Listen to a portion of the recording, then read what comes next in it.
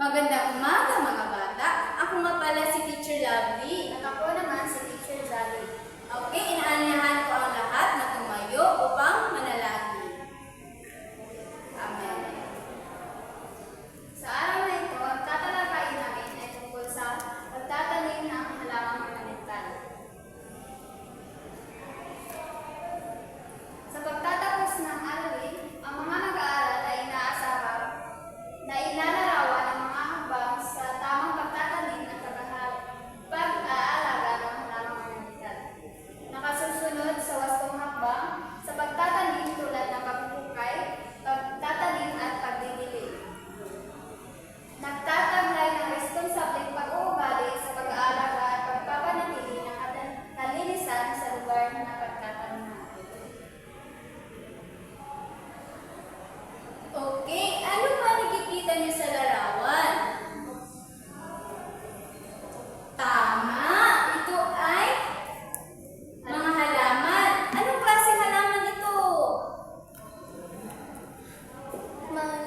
Kuan po, teacher, mga bulaklak. Okay, mga bulaklak. So, ang tawag sa halaman ito ay halamang ornamental. Palagpakan natin si Irene. Okay.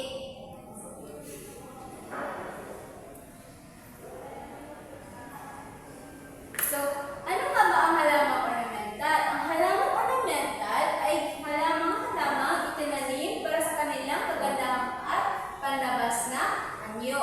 Ginagamit ito bilang palamuti sa tahanan, harden at iba pang lugar.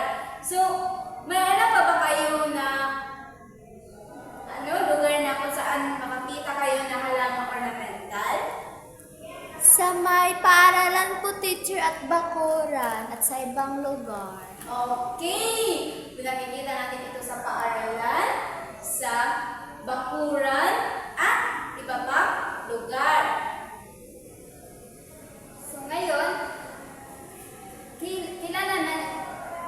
kilalanin natin ang mga hakbang sa wastong pagtatanim. Meron tayong paso na may lupa, stick na pamukal, halaman na itatanim, at ang tubig.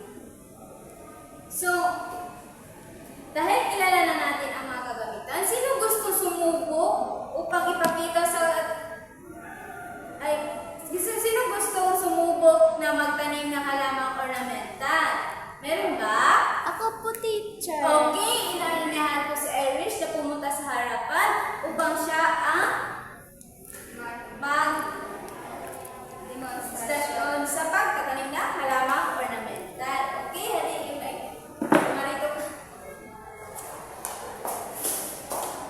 Okay, ang unang pakbang mga bata ay dahil meron na tayong lupa sa paso, ang kailangan na natin gawin ay lagyan ng tubig ang lupa.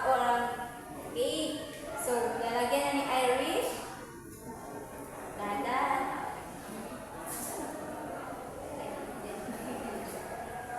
Okay. So sa paglalagay, dapat katamtaman lang yung tipong lalamot ng yung lupa. Okay, susunod naman ay paghuhukay. So maghuhukay si Irish para sa kanya. 2 pulgada. Maghuhukay si Irish ng 2 pulgada sa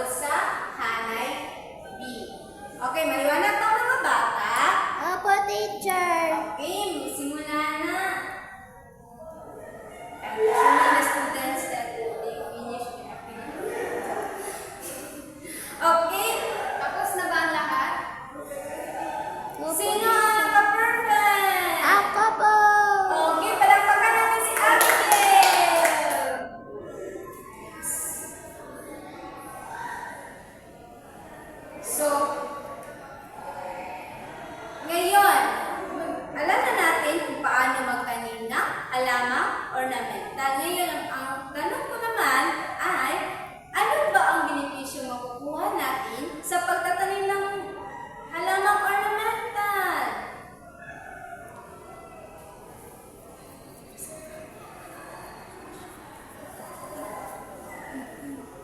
Okay, isang preskong hangin. Ano pa? Oh, pwedeng ibenta. Magaling. Ano pa? Boys at the back. Kanina pa kayo dyan.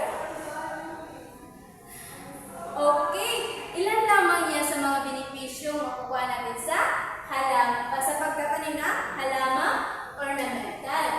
Ngayon, nais kong kumuha kayo ulit ng kalahating papel at gumawa kayo ng refleksyon na 3 to 5 na pangungusap at tatlo hanggang 5 pangungusap tungkol sa kahalagahan Ang pagtatanim ng halamang ornamental.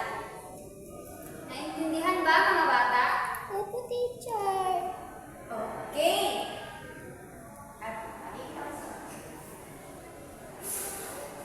Okay, mga bata, sinong gusto mag-volunteer na ibahagi ang kanyang reflection sa klase? Okay. Ninanayahan natin si Irish ulit na ibahagi ang kanyang reflection. Okay, pumarito ka dito sa harapan, Irish.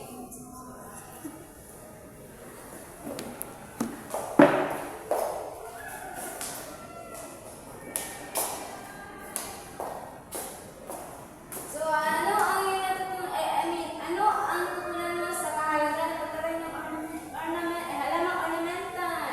Mahalaga po ito sa ating kapaligiran, lalo na kapag may bagong dumarating, makakatulong din po ito. Tapos, at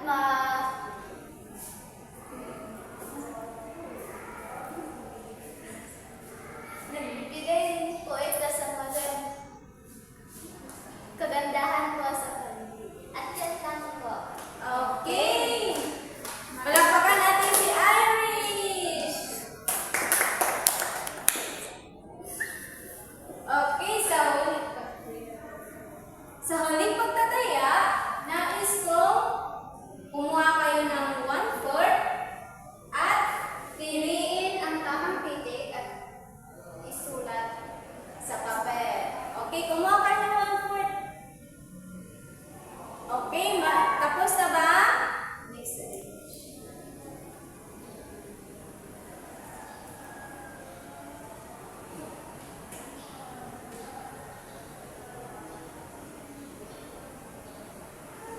Okay. At ngayon, alam niyo na ang wastong pamaraan sa pagtatanim ng halamang ornamental. Sa inyong tatlong aralin, nais kong kayo naman ang gumawa ng pagtatanim. Magtanim kayo ng isang halamang ornamental sa inyong tahanan at kuhanan ito ng litrato kapag tumubo na. At dito lamang